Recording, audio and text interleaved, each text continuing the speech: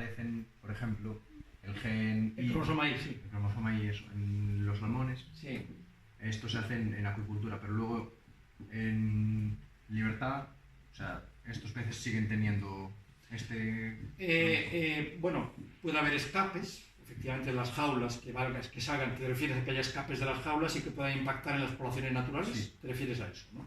Bien, efectivamente, aprovecho el comentario porque hemos estado recientemente en un proyecto europeo que ha acabado hace un par de años, que es el proyecto Aqua3, en el cual justamente hemos desarrollado herramientas moleculares para identificar escapes de la acuicultura a las poblaciones salvajes y el impacto que pueden tener esos escapes sobre las poblaciones salvajes. Esto tiene una doble importancia. Por un lado, saber si efectivamente está habiendo un impacto que está reduciendo la adaptación, la fitness de las poblaciones salvajes, y segundo, si eso está ocurriendo, poner los mecanismos para evitar eso. Y esos son mecanismos legislativos, por tanto, a nivel de la Unión Europea, al final del proyecto lo que elevamos fue a la Comisión Europea unas sugerencias para controlar y penalizar a todos aquellos acuicultores en los cuales se produzcan escapes que puedan impactar las poblaciones salvajes.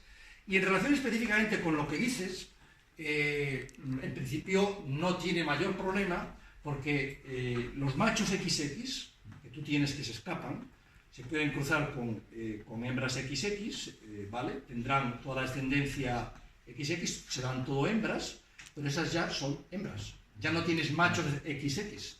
Eso solo dura una generación.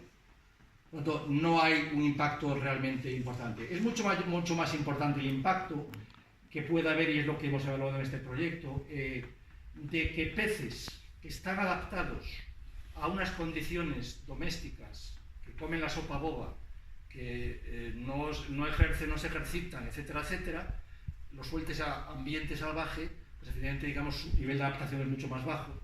Crece muy bien en acuicultura, en tanques, pero no crece muy bien en la naturaleza. Un ejemplo de esto muy claro ha sido todo el tema de la repoblación de trucha común en los ríos gallegos. Se ha estado repoblando los ríos gallegos desde los años 70 con truchas de piscifactoría procedentes de un stock de origen alemán que va como un tiro en piscifactoría, o sea, crecen rapidísimamente en piscifactoría, pero cuando lo soltaban a la naturaleza, todos morían. O sea, y estuvieron soltando durante años peces de piscifactoría para repoblar los ríos, pero que no sobrevivían.